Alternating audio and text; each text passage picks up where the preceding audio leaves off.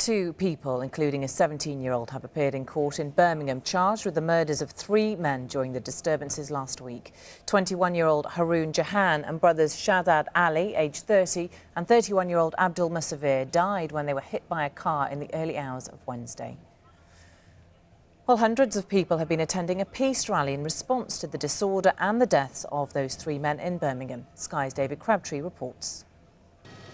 They arrived in their hundreds rather than the expected thousands. But people of all faiths spoke passionately about tragedy on their streets and the challenges of the past few days. None more so than Tariq Jahan, whose son lost his life alongside two others in the midst of the madness. I'm not a speech maker, and I don't really know what to say, but to see the community together gives me strength in my heart. The three boys didn't die in vain. They died for this community, and I hope that this community will remember them. Thank you from the bottom of my heart, from my family, from my wife, my son, and from the family of Shahzad. Locals were stunned at the sudden upheaval, which brought deaths and so much damage. The turnout may not have been as big as people thought, but there's no doubt about the message. It's getting through loud and clear. The only way to tackle all these problems is with all the communities working together.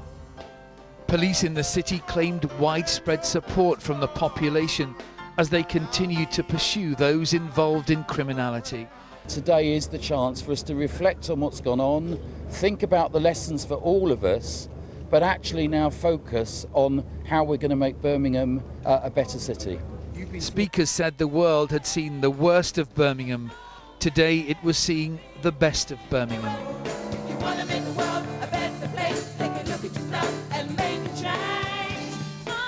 Those who gathered remembered Haroon Jahan, Shahzad Ali and Abdul Musavir, who died close by. They took comfort from the fact that murder charges had been brought and the legal system was taking its correct course. We've come together of all generations, all faiths, all backgrounds, in order to celebrate our unity. Understanding why it happened may take some time, but the rebuilding process has already begun. David Crabtree, Sky News, Birmingham.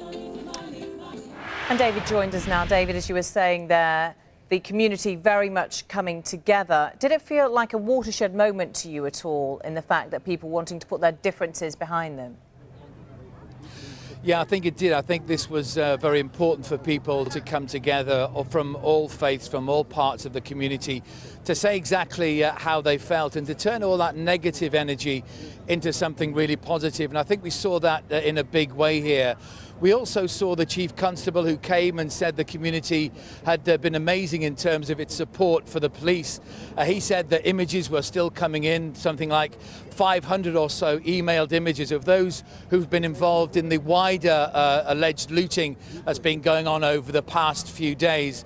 And in fact, they released another batch of images over the last few hours, some from the 8th of August from Birmingham and some from Sandwell, just next door to Birmingham, on the 9th of August. And what police are saying is to these people, there's nowhere to hide. Some of these images are very, very clear indeed. The public should take a very close look at them, pick the phone up and shop these people, and let's let justice take its course. David Crabtree in Birmingham, thank you. Well, there's lots more background to the riots on our website. You can also take a look at some of the photos and videos to emerge both during and after the disorder. That's at skynews.com.